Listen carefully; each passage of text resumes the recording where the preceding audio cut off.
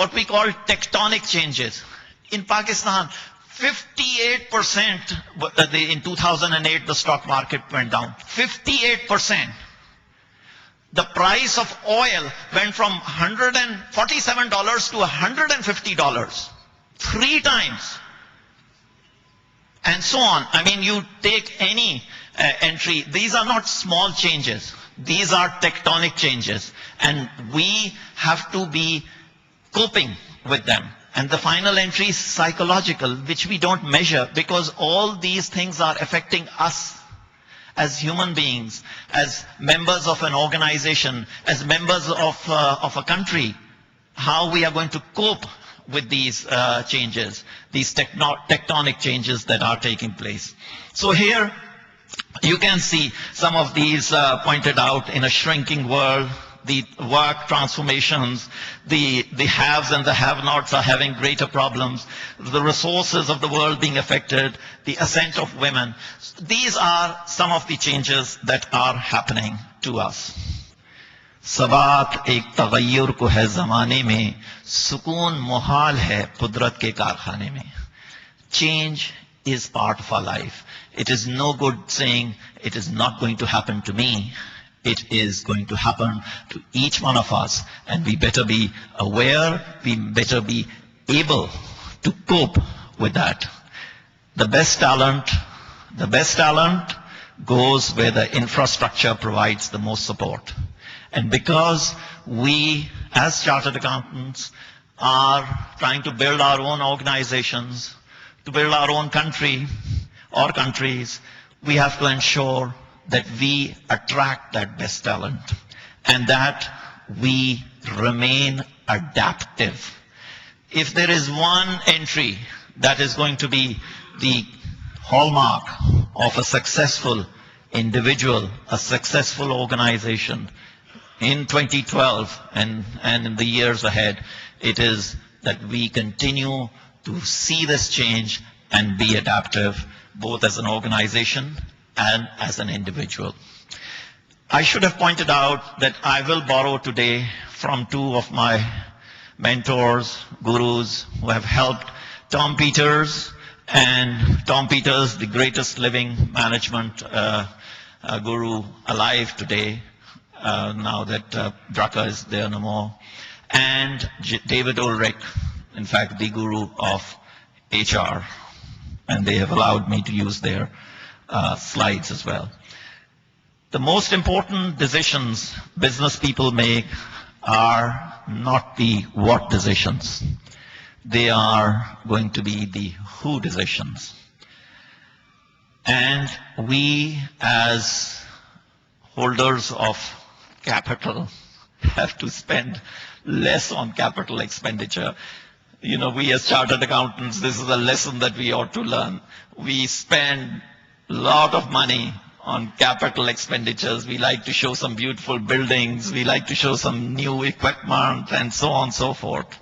Less money should be spent on capital expenditures and more on people. We always talk people are the most important, but do we really spend as much on those very people? The customer is job number 1. Sure it is. And who is that principal customer? You have to treat your employees like customers. Employees as customers. This is another new idea. Employees as customers. The customer that we know comes second. If you treat your employees as your customer number 1, you, I'm telling you, are a sure shot winner, because they will translate it into the commitment and the contribution which will ensure that your customers keep on coming. Soft is hard. Now what does that mean? If you go back to the greatest management book still of all times, was the book by Peters on excellence, published in 1982. It had these 8 key things. And the highlighted entries: action, customer, people, value driven. All these, if you look, they were the soft entries, but today they are the hard entries. Soft is hard. People, customers, values, relationships. What's happening? It's always difficult, technological disasters can be and this is the adaptability that we have to run through. So I will continue my quest, and inshallah we will ensure that these entries will come through on the screen. Legacy is equal to number 10. Okay, here we are. Legacy is equal to 10. Each one of us, as managers, as CFOs, would like to leave a legacy. And that legacy is that we hire 10 people in our life, 2 per year who are going to make a difference. 2 people that we hire, that is the greatest legacy. The greatest legacy is not that the accounts come out clean. That is a part of a normal life. The greatest legacy would be that you are able to hire 2 people a year who are going to make a difference in your own life, in your institution's life. And the big 3 are you recruit and you hire the right people, hire the right first-line supervisors, and make the right promotional decisions. These are extremely crucial to your well-being. And in employee retention, overwhelmingly, they are based on the frontline supervisors. A study that was done pointed out that why do people leave their organizations? It is not because they are underpaid or because the working conditions are not right. 70% is due to one reason only, and that is they don't get along with their boss. They don't get along with their boss.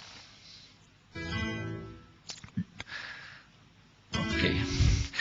Diversity of every sort. We have to prize diversity. When diverse groups get together, they are the ones who will consistently perform better.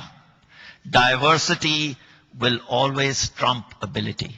So don't go for the topmost entries, but seek diverse providers, diverse in every way. And furthermore, this is another